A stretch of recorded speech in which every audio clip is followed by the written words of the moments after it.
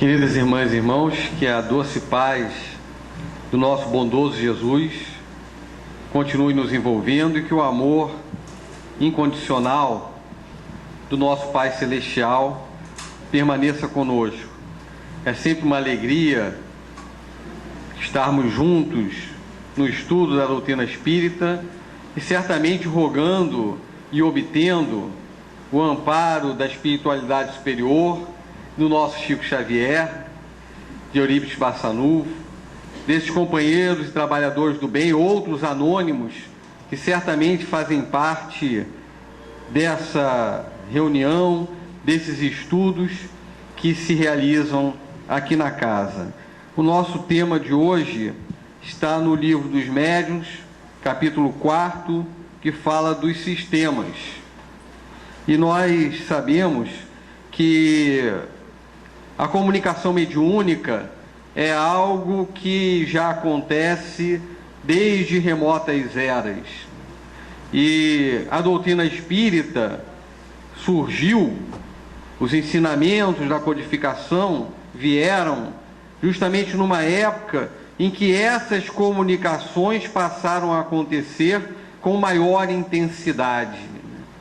Arthur Conan Doyle, o autor daquele detetive Sherlock Holmes, escreveu um livro chamado História do Espiritismo, e nesse livro ele falou que o que aconteceu naquela época foi uma invasão organizada do mundo espiritual. Então os espíritos, em grande quantidade, vieram se manifestar das mais variadas formas. Antes, o fenômeno existia, mas esse fenômeno passou a se tornar muito mais patente e constante naquele período da codificação, justamente porque havia chegado o momento, havia chegado a hora da vinda do Espírito Consolador, do Espírito de verdade, para nos ensinar tudo aquilo, nos relembrar tudo aquilo que Jesus havia nos ensinado, nos ensinar outras coisas que Jesus apenas havia indicado, mas que naquela época de Jesus nós não tínhamos condições de entender, e fazer com que nós viéssemos então a praticar esses ensinamentos do Mestre Jesus. Então, nessa época lá de Kardec, e a gente está falando do século XIX, aconteceram vários fenômenos que deram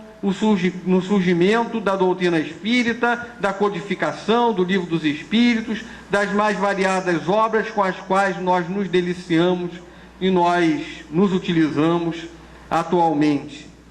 E esses fenômenos aconteciam através de pancadas, aconteciam batidas, aconteciam mesas se movimentando, as famosas mesas girantes, que andavam e levantavam o pé da mesa e davam batidas, e subiam e desciam, e faziam inúmeros movimentos, e mais do que isso, davam comunicações.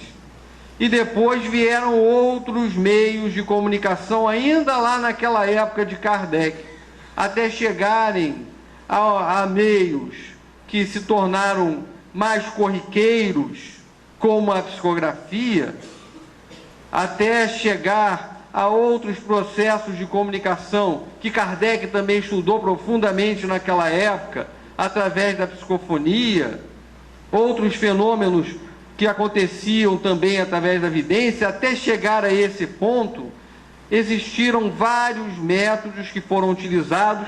Famosos eram os métodos da cesta e da prancheta.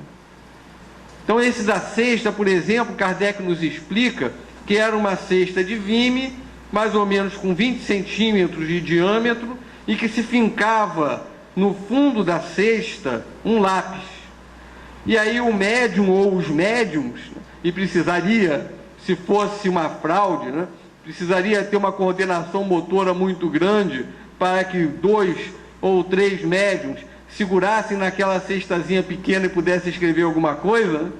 Então, na verdade, era uma comunicação dos espíritos desencarnados, e os médiuns seguravam na borda da cesta e de repente a cesta começava a traçar caracteres.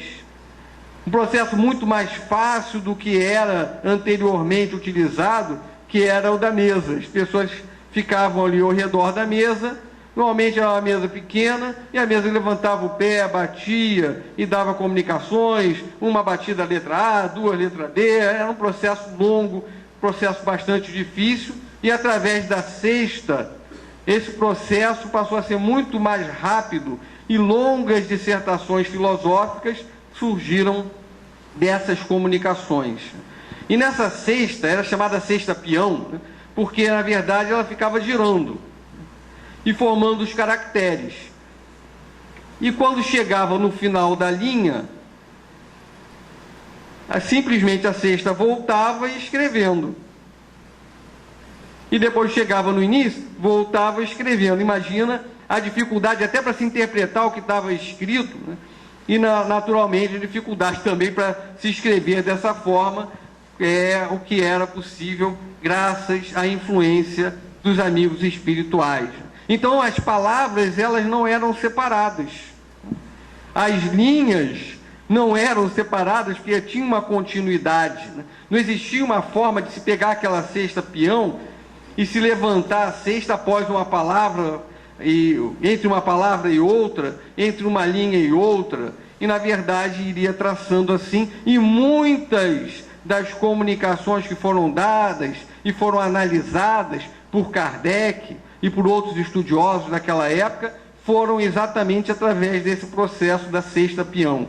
E aí os espíritos também ajudaram, dando sugestões, né? E eles fizeram então uma outra cesta, que era chamada cesta de bico. Eles pegavam um pedaço de madeira, de um comprimento, fincavam na borda da cesta, então ficava ele inclinado, e vou perder o microfone assim.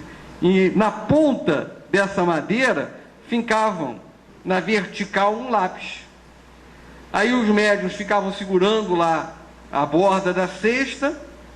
Nessa borda, na outra extremidade, tinha uma madeira, nessa posição inclinada, e na posição vertical, um lápis ali fincado. E aí eles conseguiam, após uma palavra e outra, levantar a cesta. E após terminar uma linha, ia ao início da próxima linha, e então continuar a escrever. Naturalmente se tornou muito mais fácil o estudo e a interpretação desses textos, do que daquela outra forma que era realizada antes, através da cesta peão. Era chamada de cesta de bico, porque justamente esse pedaço de madeira dava a impressão de ser um bico, né? Ali com um lápis fincado na extremidade dele, né? Então, com isso, para explicar esses fenômenos, para explicar essas comunicações que aconteciam naquela época, surgiram vários sistemas diferentes. A grande parte desses sistemas buscava negar a realidade da comunicação espiritual.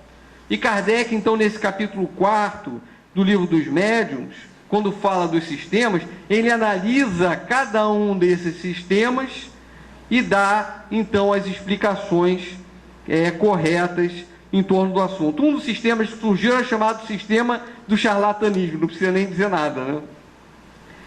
O que se dizia é que as pessoas que faziam isso eram charlatães. Eram pessoas que estavam mal intencionadas e que queriam naturalmente ou recursos materiais, não sei que recursos materiais, porque não se cobravam nessas sessões, ou notoriedade, alguma notoriedade em função dessa comunicação. E Kardec fala o seguinte, que chega a ser até uma ofensa muito grande dizer que todos são charlatães, enquanto se via nessas reuniões pessoas honradas, pessoas sérias, pessoas dedicadas, pessoas com bons propósitos, pessoas com boas índoles, e de repente eram simplesmente taxadas como charlatãs. E se realmente existiam charlatãs, e com certeza existiam charlatãs, tanto, e aí Kardec até nos fala nesse mesmo texto, tanto para esses fenômenos que eram chamados de fenômenos psíquicos, né? Eles nem chamavam de mediúnicos, né? Kardec que tratou como mediúnico, a comunicação através de um médium, né? Esses fenômenos psíquicos, tanto para eles, como até para a própria física, existiam pessoas que chegavam e imitavam fenômenos da física e, naturalmente, utilizando lá alguns recursos de fraude para fingir que que estavam realizando fenômenos físicos. Então, em qualquer lugar você vai encontrar. É normal que se encontre nós, como espíritas, entendendo que nós estamos num mundo de provas e expiações, nós entendemos que existem pessoas muito bem intencionadas e existem pessoas que não são bem intencionadas. E essas pessoas que não são bem intencionadas, às vezes querem se aproveitar de uma determinada situação e aí comete um ato de fraude qualquer. E o fato de existir a fraude não significa que o fenômeno verdadeiro, o fenômeno real, não tenha acontecido. E, na verdade, era o que acontecia na grande maioria das comunicações, das reuniões, das agremiações voltadas ao contato com o plano espiritual. Muito embora muitas pessoas, naquela época, ainda estavam muito voltadas à futilidade do fenômeno, a curiosidades, a questões mais corriqueiras, a questões da vida, a meras curiosidades a respeito da própria vida, existiam pessoas muito sérias e honradas que estavam atuando com o objetivo de entender esse fenômeno, de entender o que existia por detrás de uma mesa se movimentando e dando comunicações e dando sinais de inteligência, entender o que existia por detrás de uma cesta se movimentando e escrevendo daquela forma como a gente acabou de narrar agora, ou mesmo através da cesta de bico. O que existia por detrás disso certamente era algo de tamanha importância que deveria deter a atenção daqueles companheiros mais sérios. Então, um outro sistema que se criou foi chamado sistema da loucura, que dizia que todas as pessoas que estavam envolvidos nessas comunicações eram loucas. O que, além de ser uma outra ofensa, é algo que não faz o menor sentido. Em primeiro lugar, porque existiam pessoas de muito bom senso analisando e estudando os fenômenos. Segundo lugar, porque esses fenômenos, de alguma maneira, simplesmente revelavam uma realidade. E essa realidade nos faz entender melhor a vida e ter uma melhor concepção daquilo que nos envolve. Então, na verdade, não é um sistema que conduz à loucura, é um sistema, ao contrário, que conduz à sanidade, que conduz a pessoa a estar bem em todos os sentidos. E, por que não dizer, principalmente espiritualmente. Mas se dizia isso, que todas as pessoas que estão envolvidas com esses fenômenos são loucos. E é muito interessante, a gente fala de alguma forma de um dos companheiros, mentores, que nós temos, todos nós, com certeza, temos muito carinho por ele, uma vivência dele, que é Eurípides Barçanufo, que nos conta que certa vez, isso está lá naquela biografia da Corina Novelino, Eurípides, o Homem e a Missão, e fala que Eurípides voltou de Santa Maria. Santa Maria foi onde ele foi assistir pela primeira vez os fenômenos mediúnicos.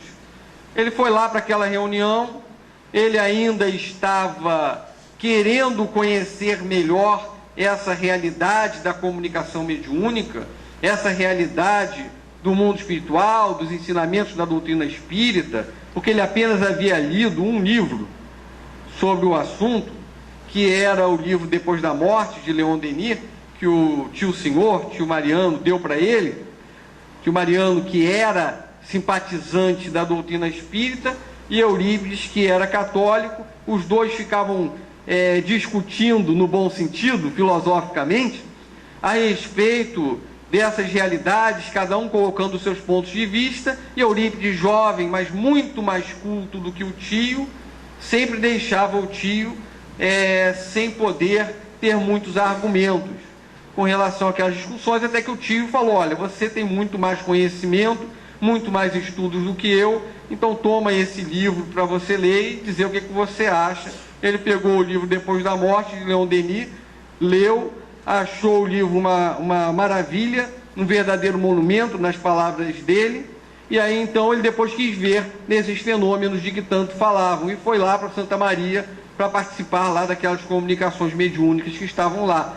E lá, acontecendo as várias comunicações mediúnicas, ele mentalmente, na reunião, pensou assim: eu quero uma comunicação mediúnica que me esclareça a respeito das bem-aventuranças, que era uma questão para ele que ele queria desenvolver e entender melhor, e não estava muito clara pelo que ele estava lendo lá na Bíblia, em função de toda a crença que ele havia trazido lá na Igreja Católica. Então ele queria, disse mentalmente, uma comunicação sobre as bem-aventuranças, dada por João Evangelista, através do médium Aristides. Então ele escolheu o tema, escolheu o médium e escolheu o espírito comunicante. Então, e daqui a pouquinho, através do médium Aristides, aparece uma comunicação de João Evangelista falando a respeito das bem-aventuranças e esclarecendo todas aquelas dúvidas que Eurípides Barçanufo trazia consigo. Naturalmente, Eurípides Barçanufo, um espírito elevado, ele tinha o mérito para escolher o espírito, para escolher o médium, para escolher o tema e ser atendido. Mas ele pediu isso, e aí aqueles espíritos deram, o espírito João Evangelista deu aquela comunicação. Quando ele retornou de Santa Maria para Sacramento novamente, lá no interior de Minas Gerais, tudo isso, ele retornou para Sacramento, e os companheiros disseram para ele: você está louco, o espiritismo é uma fábrica de loucos, e você agora é um deles. E Eurípides replicava dizendo: bendita loucura, que tem o discernimento necessário para distinguir o erro da verdade. Então, se fosse verdadeiramente uma loucura, é uma loucura que nos esclarece, que nos torna mais lúcidos, que nos faz entender melhor a nossa própria vida. Então, esse sistema da loucura certamente é um sistema falido. Kardec mesmo fala a respeito disso, né, nesse item do Livro dos Médiuns. O outro sistema é o sistema da alucinação. De tudo é alucinação. Então, quando alguém vê um espírito, está tendo alucinação. Quando está vendo a mesa se movimentando, é alucinação. E aí Kardec fala: como pode ser uma alucinação se está vendo a mesa subindo e as pessoas passam por debaixo da mesa?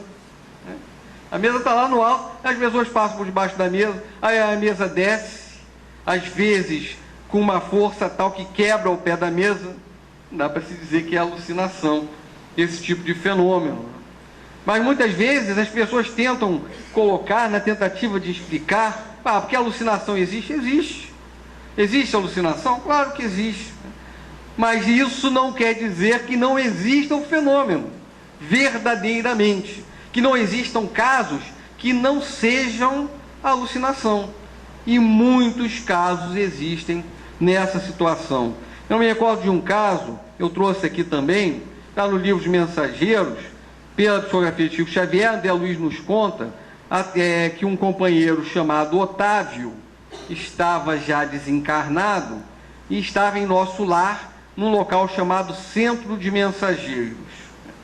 E nesse Centro de Mensageiros ele começou a falar das suas falências, da sua última encarnação, que ele havia saído de nosso lar com uma tarefa, ele tinha lá uma missão a desempenhar, mas que ele acabou falhando. Ele, antes de reencarnar, se preparou para ser médium na sua encarnação. E ele, dentro da sua programação, ele não iria se casar, ele, portanto, também não iria ter filhos, ele iria, de alguma maneira, receber para a sua própria proteção, para que ele protegesse, para que ele tutelasse 6 crianças que eram amigos dele lá de nosso lar, benfeitores aos quais ele devia, e que iriam sustentar o trabalho mediúnico que ele iria realizar quando encarnasse. Então ele reencarnou, naturalmente, antes desses 6 espíritos amigos lá de nosso lar. Depois esses 6 espíritos vieram a reencarnar. E Otávio, já ali naquela fase da juventude, ele começou a ter visões dos espíritos, começaram os espíritos a falar, alertá-lo para a realidade espiritual, e foi chamando esse companheiro para que ele viesse a realizar as atividades mediúnicas com as quais ele havia se comprometido. E ele, justamente tudo isso planejado, era o momento certo desses espíritos chegarem e o estimularem à realização dessa tarefa com a qual ele estava comprometido. E o que aconteceu foi que ele começou a achar que tudo aquilo não passava de uma mera alucinação. Ele via os espíritos, ele ouvia os espíritos, e ele mesmo achava que aquilo não passava de uma simples alucinação.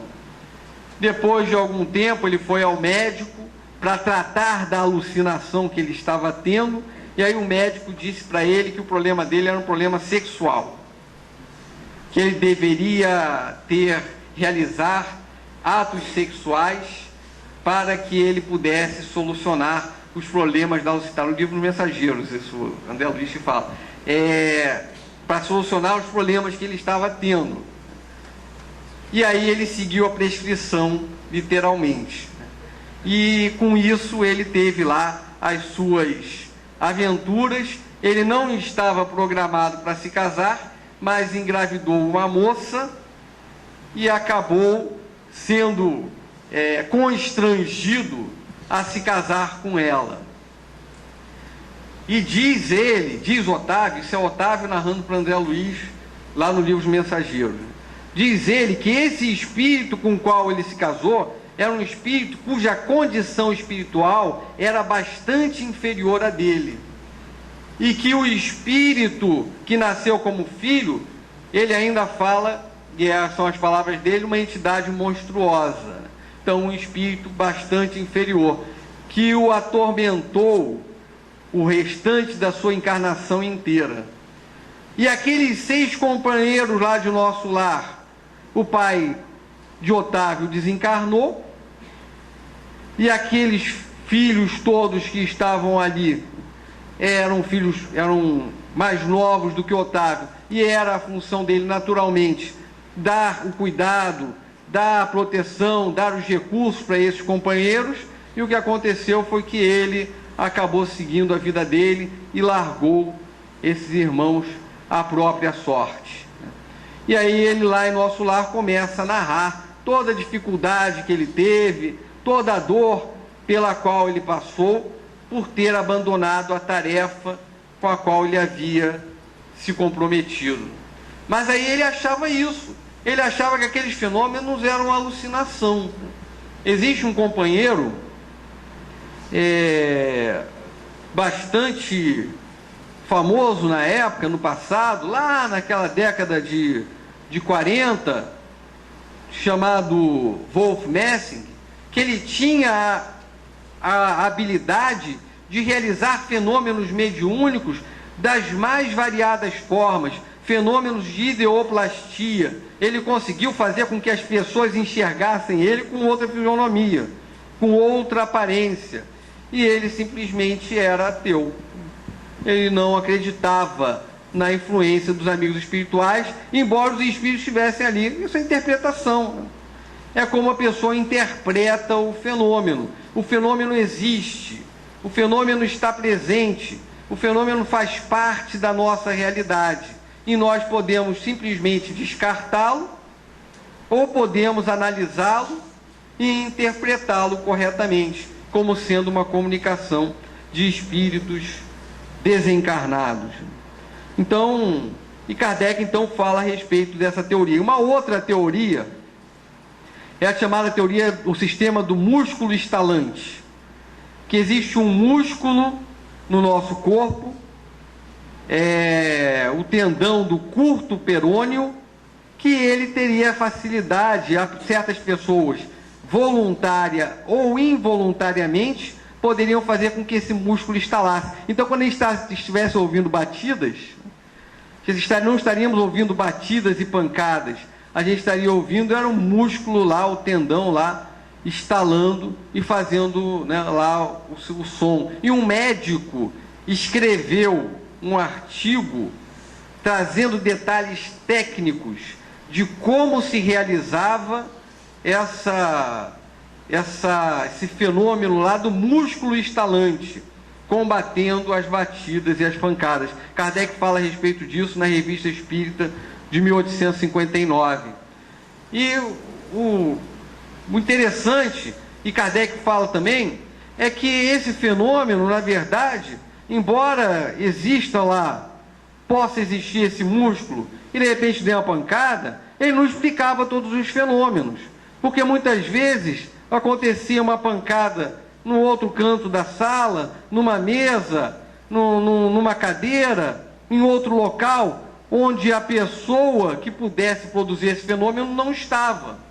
Então não tinha como se dizer que todos os fenômenos poderiam ser oriundos disso. Na verdade, raros foram oriundos disso, porque raras são as pessoas que conseguiriam coordenar esse músculo para que pudesse fazer esse som, enquanto o fenômeno mediúnico acontecia em todos os salões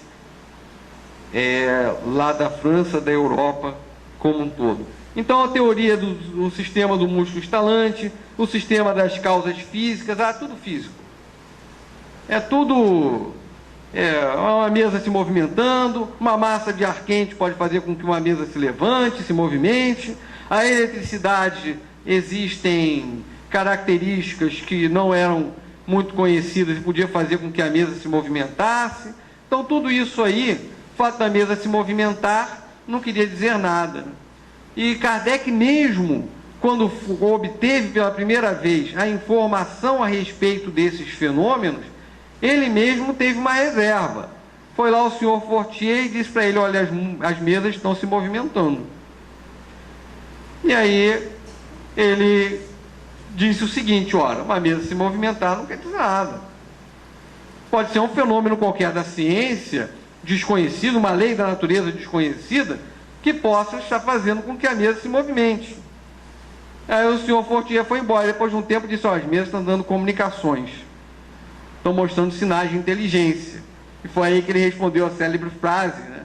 Só acredito se ouvir e se puderem me provar que uma mesa tem nervos para sentir e cérebro para pensar. Sem isso, ela não pode se tornar sonâmbula. Então, ele mesmo falou: só acredito se eu puder ver. Se me provarem que uma mesa tem nervos para dar comunicações. E aí ele começou a pensar: ora, na verdade existem comunicações, mas não é a mesa que está dando. Existe um efeito inteligente. E para esse efeito inteligente, há de existir uma causa inteligente. E essa causa não está na mesa. Que causa é essa? Que inteligência é essa que está atuando sobre a mesa e fazendo com que ela dê essas comunicações, ou seja, um instrumento dessas comunicações inteligentes? E foi a partir daí que os espíritos se manifestaram dizendo: ora, somos espíritos desencarnados. que estamos dando comunicações. Então, o sistema das causas físicas também não explicam todos. Existem causas físicas, mas quando começou a dar sinais de inteligência, já não dá para dizer que é a eletricidade que está dando sinais de inteligência, que uma massa de ar quente está dando sinais de inteligência. Naturalmente, é uma inteligência por trás dando essas comunicações. Sistema do reflexo. O sistema do reflexo é o seguinte: as comunicações que estão sendo dadas partem do inconsciente ou do consciente, da consciência de alguma pessoa que está fazendo parte daquela reunião. Então, tem lá uma comunicação mediúnica que está respondendo a determinadas questões, e essas respostas são oriundas da inteligência do médium ou de algumas pessoas que estão ao redor, que estão ali participando dessa reunião. E aí Kardec falou o seguinte: e quando essas respostas são contrárias a tudo aquilo que as pessoas estavam pensando e esperando receber de resposta? Quando todo mundo está pensando em branco e a resposta é preto. Quando todo mundo está pensando num determinado aspecto e de repente a resposta vem num outro aspecto que ninguém ali naquele ambiente havia pensado. Naturalmente aquilo não está partindo da consciência ou do inconsciente de qualquer das pessoas que estão participando da reunião, e sim de uma outra inteligência que está ali dando comunicações. E aí tem vários sistemas. Outro sistema pessimista. Pessimista, Kardec chama pessimista, diabólico ou demoníaco, que é o seguinte: só o demônio que se comunica. Todas as comunicações são espíritos maus. Os companheiros já devem ter ouvido alguma coisa a respeito disso, né? Há quem fale isso, né? Só o espírito mau que se comunica. Espíritos bons não podem se comunicar. E existem várias crenças seguindo essa teoria. E aí Kardec faz a seguinte pergunta: ora, tudo bem, existem espíritos maus, mas não existem espíritos bons também? Naturalmente existem. Deus é bom ou é mau? Deus é bom. Deus não é mais poderoso do que todos os espíritos maus? Muito mais poderoso. Por que ele permitiria que só os maus se comunicassem e não permitiria que os bons se comunicassem? É impossível que os espíritos bons se comuniquem? Não é impossível. Tanto que é possível que os espíritos maus se comuniquem, naturalmente é possível que os espíritos bons também se comuniquem. E aí, por que determinados espíritos recomendam a oração? É o espírito mau recomendando a oração? Porque os espíritos estimulam as pessoas ao bem. É o espírito mau estimulando ao bem. Quando nós pegamos essas mensagens ricas dessas obras de Chico Xavier, de Emmanuel, pela psicografia do Chico, nós percebemos um estímulo ao bem. É uma riqueza que é única, que é ímpar. Um estímulo ao bem tão grande, como a gente pode dizer que é um espírito mau que está atuando contra si mesmo, conduzindo tantas pessoas ao bem. Quantas pessoas foram conduzidas ao bem com essas comunicações que nós estudamos e temos contato? E no próprio seio da própria doutrina, da própria igreja, e mesmo lá no cristianismo, lá no passado, a gente encontra comunicações de espíritos bondosos. Não foi Jesus que subiu ao monte, não foi ele que subiu ao Tabor, e lá no Tabor, em transfiguração, encontrou-se, comunicou-se com Moisés e Elias, que eram espíritos desencarnados.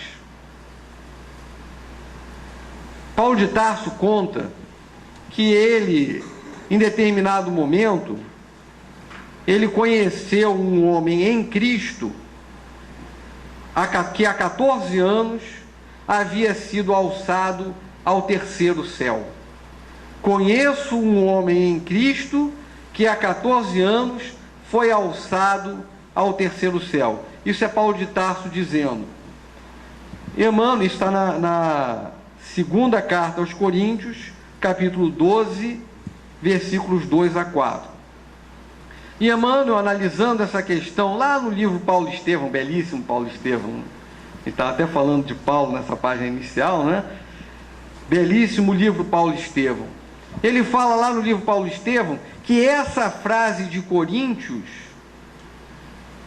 nessa frase, Paulo está se referindo a um momento em que ele mesmo teve um contato com espíritos desencarnados. Depois que Paulo saiu lá do deserto, todos com certeza lembram da história, teve lá a estrada de Damasco, onde Paulo viu Jesus, onde ele se transformou, buscou mudar, modificar diretrizes. Ele foi ao deserto, lá nas regiões lá de Palmira, e ficou durante 3 anos trabalhando no tear. Quando ele voltou, foi para Tarso, que é a cidade natal dele. Lá na cidade natal ele reencontrou com o pai, teve lá uma desavença com o pai, porque o pai não o perdoou pelo fato dele ter sido um grande doutor da lei e ter abandonado lá o Sinédrio, as atividades do Sinédrio, e passado a acreditar em Jesus. E aí, naquela noite em que ele teve aquele problema lá com o pai, ele saiu, se afastou um pouco da cidade de Tarso, foi ao local isolado, e lá naquele momento ele entrou numa situação em que ele se afastou momentaneamente do corpo físico, subiu a esferas elevadas, e lá naquelas esferas elevadas ele entrou em comunicação com Abigail e com Estevão, que estavam já desencarnados. Então era uma comunicação mediúnica que estava acontecendo ali. Era um contato com espíritos desencarnados. E aqui nessa mesma parte da carta aos Coríntios, está na carta aos Coríntios, ele diz assim: conheço um homem em Cristo que há 14 anos foi arrebatado ao terceiro céu. A história do terceiro céu é porque acreditavam que existiam 3 céus: o céu onde ficam as nuvens, o céu onde ficam as estrelas, e mais acima de tudo o céu onde ficava Deus. E aí foi arrebatado ao terceiro céu. Se em corpo, não sei. Se fora do corpo, não sei. Deus o sabe. E sei que esse homem foi arrebatado até o paraíso, e olha só agora a frase, e ouviu palavras inefáveis, que não é lícito ao homem repetir. Ouviu palavras inefáveis, que não é lícito ao homem. Comunicou-se com espíritos desencarnados, de ordem elevada. Então, dentro mesmo do próprio Novo Testamento e do Velho Testamento, se a gente for pesquisar, a gente vai encontrar inúmeras comunicações de espíritos bondosos, né? Famosa comunicação lá, quando Saul foi a Endor, e lá diante da pitonisa de Endor, né, ele recebeu uma comunicação do profeta, de Samuel, que estava desencarnado, né? Então aquela era uma comunicação mediúnica. Então por que só os espíritos inferiores podem se comunicar? Porque os espíritos bons também não podem se comunicar. Joana d'Arc também se comunicou com vários espíritos elevados, né? São Miguel, Santa Catarina, né? Santa Margarida. Não, eram vários espíritos que ela dizia: as minhas vozes, não é isso? As minhas vozes me dizem para fazer isso, para ir para Orleans, para fazer não sei o quê. Eram as vozes dela para falar com o rei, né? E ela falava que eram vozes, mas quem naturalmente já deu uma olhada, uma estudada na vida de Joana d'Arc sabe que não eram só vozes. Ela via espíritos desencarnados, ela via esses espíritos, e ela relatou isso, todo aquele processo que teve, que acabou culminando com a condenação dela e com a morte dela na fogueira. Em todo aquele processo, ela narra que ela via esses espíritos, não apenas ouvia essas vozes, mas ela estava ali em contato com esses espíritos desencarnados. Então, eram espíritos bondosos.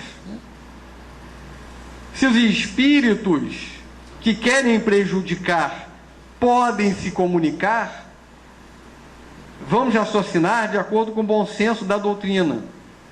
Por que Deus não permitiria que os espíritos bondosos também se comunicassem? Por que ele não permitiria isso?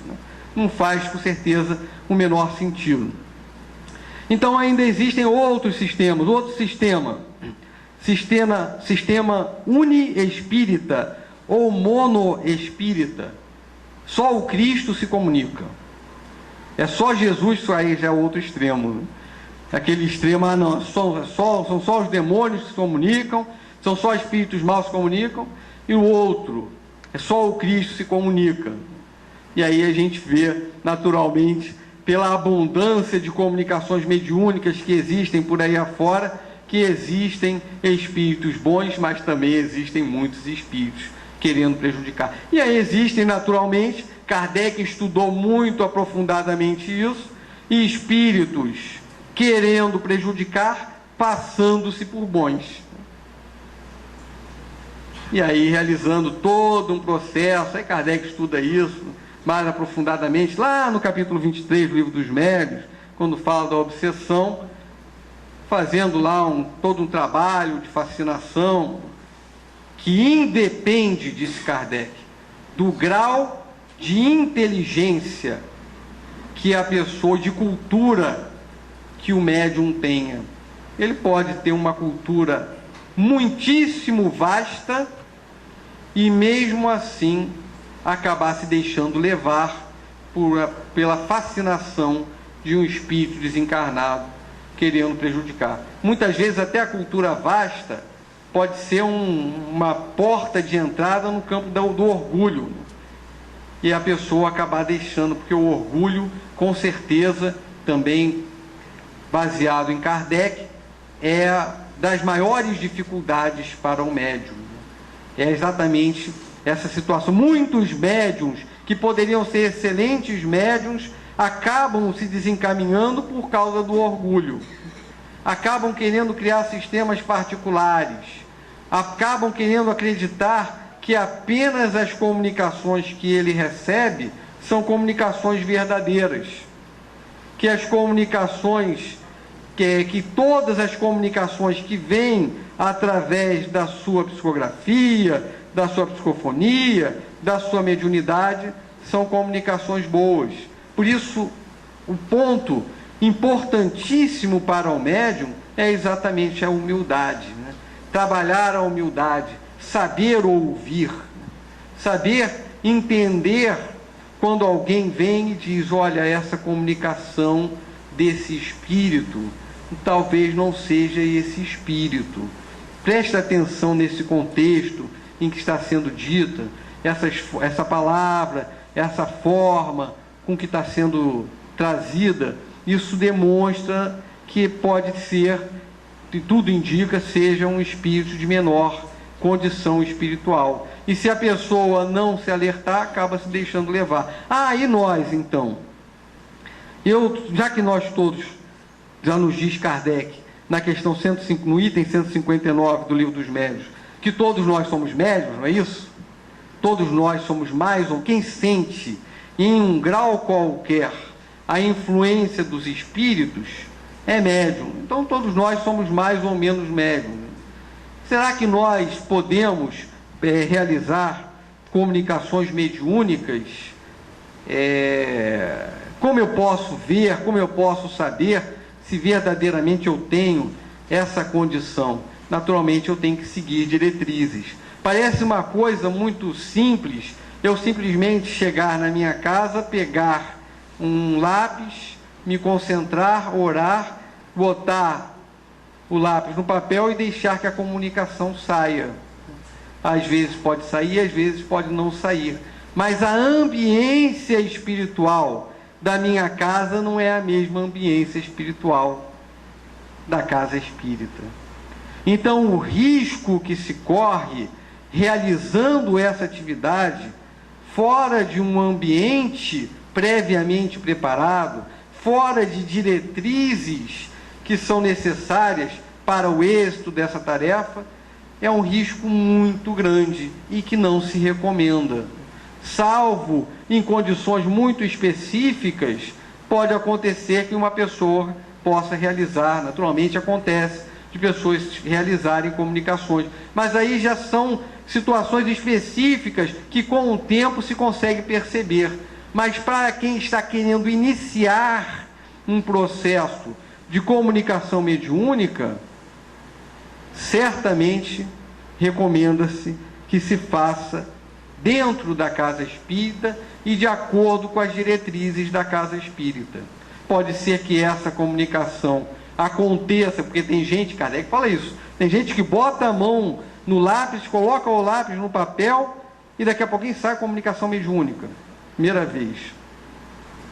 E tem pessoas que levam um longo tempo, um processo lento, mas um processo de educação espiritual, de educação mediúnica, de orientação conforme diretrizes que são traçadas, para que ele tenha resultado positivo nesse trabalho mediúnico. Então, e a coisa não é simples assim, né? Para se comunicar, para um espírito se comunicar, ele precisa, através de uma comunicação mediúnica ostensiva, ele precisa naturalmente de realizar um processo de combinação fluídica, de assimilação fluídica. Eu lembro do livro Voltei, pela psicografia do Chico, editado pelo espírito irmão Jacó, em que Jacó nos fala o seguinte: Jacó, ele foi dirigente da Federação Espírita Brasileira, desencarnou numa situação em que ele tinha muitos méritos, mas ele ainda não havia desenvolvido alguns valores, então ele mesmo falava que não possuía luz espiritual. Ele lá desencarnado, ele antes de desencarnar havia prometido que iria voltar e dar uma comunicação mediúnica, dizendo que voltou, e escrever livro, etc. Depois que ele desencarnou, ele começou a procurar isso. Estava lá numa colônia espiritual, numa condição de mérito e tudo, e pediu então para se comunicar mediunicamente e ditar uma obra. E aí disseram para ele que ainda não era a hora, que ele ainda devia passar mais algum tempo se preparando, e mais do que isso, realizando um processo de assimilação fluídica com o médium, que era Chico Xavier, para que os fluidos pudessem ser combináveis de tal forma que a comunicação pudesse fluir. Não era uma comunicaçãozinha mediúnica de uma página, era um livro. Então, naturalmente, a assimilação fluídica era algo que era muito mais necessário ainda nessa comunicação que ele, Jacó, queria realizar. E aí, então, ele disse o seguinte: ora, mas por que eu preciso disso? Afinal de contas, ele deu a carteirada. Eu era dirigente da Federação Espírita Brasileira. André Luiz, que nem espírita era, já editou vários livros, ele falou, está lá no livro, editou vários livros. Por que eu não posso? E aí o mentor espiritual disse o seguinte, que André Luiz necessitou de mais de 700 dias consecutivos para afinar-se com a organização mediúnica e iniciar o processo de comunicação. Precisou de mais de 700 dias consecutivos. Então, naturalmente, ele, Jacó, também precisava de longo tempo para que pudesse, então, se harmonizar com a organização mediúnica. Ah, e essas comunicações que acontecem? Olha, se precisa de 700 dias, então como é que se acontece uma reunião, por exemplo, uma comunicação mediúnica, lá nas reuniões privativas da casa? O espírito que está sendo ali chamado para dar a sua comunicação, para ser orientado, fica 700 dias nas proximidades do médium, coitado do médium, né? Ele ali, um espírito lá, numa condição menos elevada, e não só ele, né? Porque se precisa de 700 dias, vai ter quantos espíritos aí, né? Se dá comunicação, algumas comunicações semanais, em 700 dias, eu não sei quantos espíritos iria estar, coitado do médico, com a influência do espírito. Naturalmente não é assim, porque já existe um padrão vibratório próximo, é diferente do Chico Xavier para André Luiz, do Chico para Jacó, já existe um padrão vibratório próximo, é uma comunicação mediúnica que dura ali alguns momentos e que, na verdade, existe sim alguma assimilação fluídica durante a semana em que esse fenômeno vai se realizar. Existe uma aproximação do espírito necessitado em relação ao aparelho mediúnico durante a semana em que esse fenômeno vai se realizar. E aí essa comunicação consegue fluir com uma certa, uma boa condição para que o espírito possa ser orientado. Então, esses sistemas variados, né? Sistemas que a gente falou tantos aqui, né? Sistema do charlatanismo, da loucura, da alucinação, tantas explicações, né? Na verdade, nada pode infirmar a tese de que o que existe de fato são espíritos desencarnados se comunicando com os encarnados. Ah, pode existir charlatanismo? Pode. Pode existir alucinação? Pode. Pode existir loucura? Pode. Pode existir comunicação de espírito inferior? Pode. Mas espíritos bondosos também. Mas nada consegue retirar essa realidade de que os espíritos estão aí, que fazem parte do nosso contexto, estão se relacionando conosco o tempo todo, e que nós devemos com certeza entender essa outra dimensão da vida, que de alguma maneira permaneceu ali, esquecida por nós durante longo tempo, mas os espíritos fazem parte desse contato, e como nós estamos lidando com o nosso pensamento, como nós estamos lidando com o nosso sentimento, é o que vai determinar a companhia, é o que vai determinar o teor desse contato dos amigos espirituais ou inimigos espirituais conosco. Então, a mensagem, naturalmente, é uma mensagem de otimismo, é uma mensagem em que a gente consegue entender que existe algo mais, além dessa nossa vida aqui, mais imediata, que existem espíritos desencarnados, que aqueles a quem amamos se foram momentaneamente, mas que podem se comunicar conosco, que nós, quando formos, poderemos nos comunicar com aqueles que estão presentes. Às vezes essa comunicação não se dá ostensivamente na mesa mediúnica, às vezes se dá pelos canais da intuição ao longo do dia, às vezes se dá com muitíssima frequência no sono, no momento do sono. Ah, eu dormi e sonhei com fulano, com cicrano, com a minha avó, com a tia que desencarnou, com não sei quem, e essa pessoa me disse que está bem, que está assim, que está assado, ou me deu recomendações e orientações. Isso aí com certeza acontece com muita frequência. É uma dimensão que existe, e nós com certeza precisamos estar atentos a essa realidade.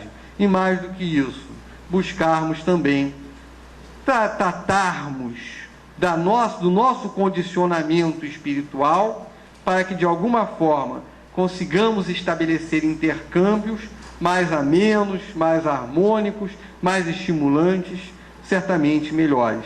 Então que o Senhor Jesus nos abençoe, que Deus, nosso Pai Celeste, continue nos envolvendo, e nós possamos continuar sentindo esse amor dele, do nosso Pai para todos nós, e seguirmos a nossa trajetória da melhor forma que nós pudermos, com base em todas essas informações, todos esses ensinamentos, todo esse carinho que a doutrina espírita dá para todos nós. Muita paz a todos.